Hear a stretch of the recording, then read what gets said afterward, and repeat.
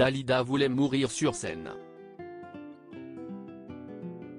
Chantal Goya a célébré son anniversaire sur les planches.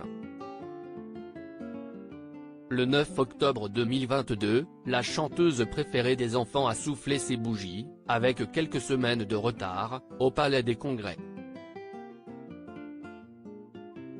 L'artiste venait d'y jouer Le Soulier qui vole, comédie musicale écrite et composée par son mari Jean-Jacques Debout. Et elle a terminé la soirée face à un immense gâteau au chocolat.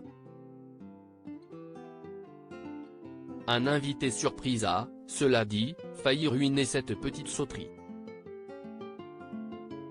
Il s'agit de l'ancien animateur star de France 2, et grand admirateur de l'époque napoléonienne, Pierre-Jean Chalençon.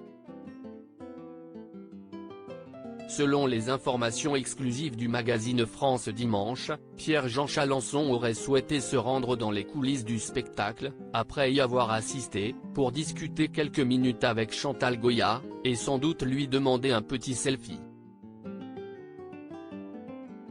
C'était sans compter sur Jean-Jacques Debout, qui veille au grain sur son épouse, et qui n'est pas très fan de toutes les récentes polémiques qui gravitent autour du personnage. Il aurait demandé à ses vigiles de ne pas le laisser entrer, peut-on lire dans la publication. Les gros bras auraient donc évacué Chalençon et son ami Manu Militari. Je me casse, qu'il aille se faire foutre. Pierre-Jean Chalençon n'était effectivement pas venu au Palais des Congrès tout seul. Il était accompagné de Luigi, le neveu de Dalida. Si est face à lui, donc, que le collectionneur aurait provoqué un esclandre et quitté les lieux en hurlant « Je me casse, qu'il aille se faire foutre ».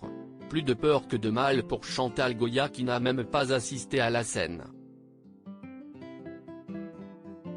Elle a mieux à faire, sans doute.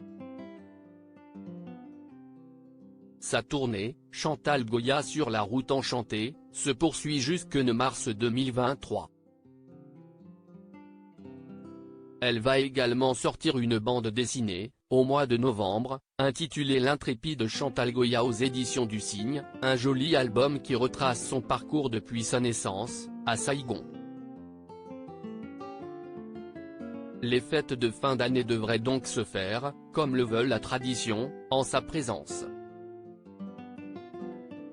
Retrouvez toutes les informations sur le concert de Chantal Goya dans le magazine France Dimanche, N°3 1972, du 14 octobre 2022.